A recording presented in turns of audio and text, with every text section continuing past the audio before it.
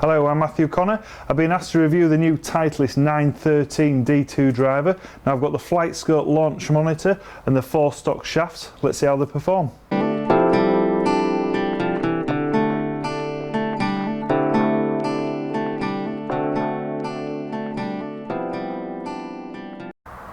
Before I start and talk about the stock shafts, I just want to talk about the differences between the 910 head and the 913.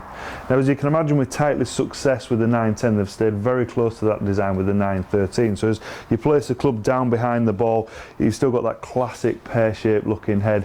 Not too many changes there, but as you flip the club over, there's these subtle but vibrant graphics on the sole and on the face. So I think in keeping with the brand, I think Titleist has done a really good job cosmetically in keeping that professional looking club. So I'm going to give them a 5 out of 5 for that. Now I do worry a little bit about wear and tear on darkened soles and faces. I always feel like, you know, once you've had a full season playing, there'll be a lot of ball marks on the face and a lot of scuff marks on the sole. Now, to be fair, this is one of our demos that we've had, and there's been a lot of golf balls hit with it. And to be fair, it's keeping up well. There's no real kind of wear and tear, no more than any other driver. So I feel like they've done a good job. The products they're using, the materials they're using are really kind of keeping it still looking professional, what you'd expect from Titleist. So with the D2 head, it is more of a draw biased head as well, so that will help you square the club face up, and it is a maximum head size as 460cc, whereas the D3 is a smaller head. So Titleist have tried to produce this D2 driver for maximum forgiveness and maximum distance. So rather than a lot of players feel like Titleist is still all about the low handicap golfers, with the D2 they've actually tried to make it that range bigger, and now the more mid and even higher handicap golfers. So it's worth having a try if you're still looking for a driver that's got maximum forgiveness and for maximum distance. So now I've had a look at the head, I feel like it's time to have a little bit of fun. Let's try the different stock shafts. I've got 4 of them, so I'm going to try them and just use our flight scope and just see how they all perform.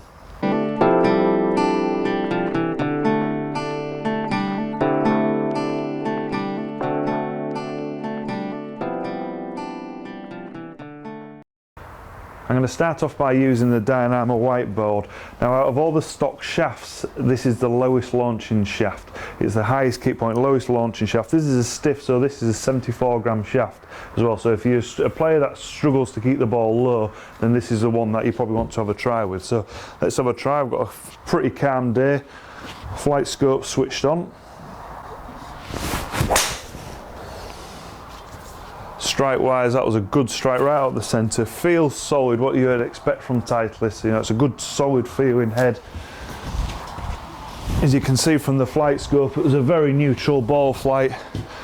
Let's have another try.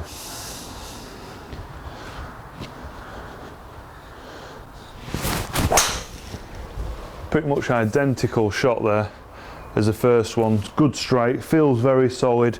Now with the whiteboard, I do feel like it is going to be difficult to get the ball up in the air with this shaft, with it being a 74 gram shaft, that higher kick point. So if you do actually hit the ball too high, then it's probably worth having a go with the whiteboard. Now I'm going to swap the club over. We've still got this toe spec hosel, so it's really helpful to be able to swap the shafts over. These are all going to be set at A1 as well, to try and keep the results as neutral as possible.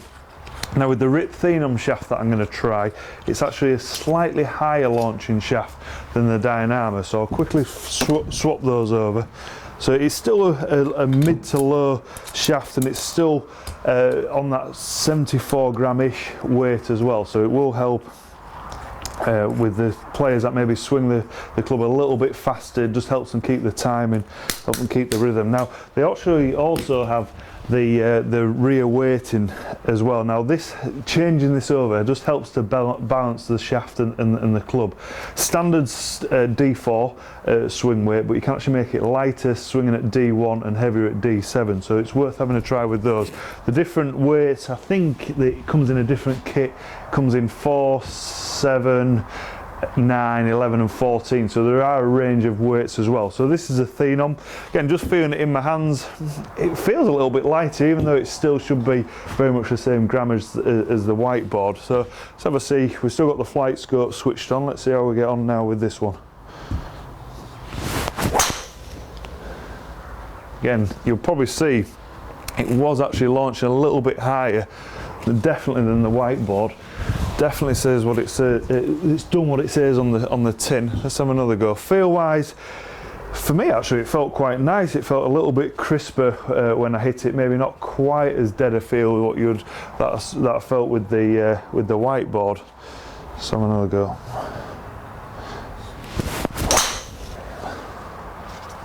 Again, pretty much straight down the same line as I've seen with the other one, maybe a little bit lower if anything, but still very much the same. So that was a Thinum shaft.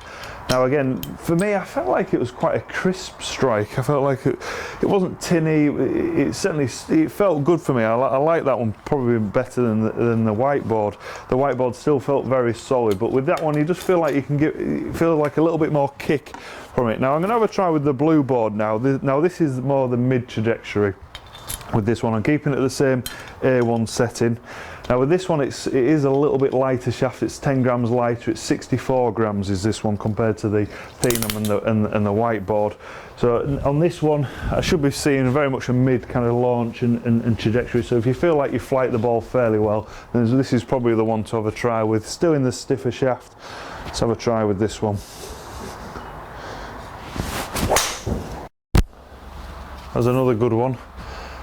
I must admit, the one thing, it does keep flying down the same line each time. That one you'll be able to tell from the flight scope readings that it was much higher now compared to that first one with the whiteboard. But again, feeling wise, it still feels nice. It definitely feels a lot lighter now. It's at 64 grams. Let's have another try.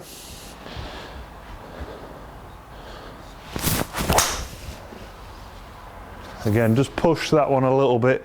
Didn't quite control it, but as I say, feel wise, feels nice. It is a lot higher compared to that first hits with the whiteboard and the Thinum. Right, now what I'm going to do is I'm going to try the final one, the Passara shaft. Now with this shaft, it's more suited for that higher handicap player. Okay, so it only comes in regular a seniors flex and a ladies flex. So I'll put it back at the A1 setting.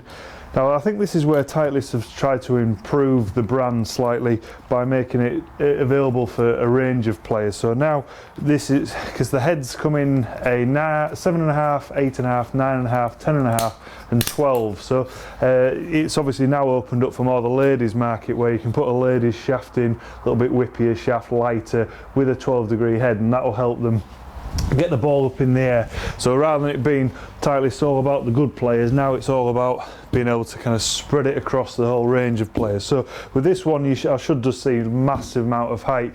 This is a regular, this one, so I should see a lot of height. I'll try and control it as well.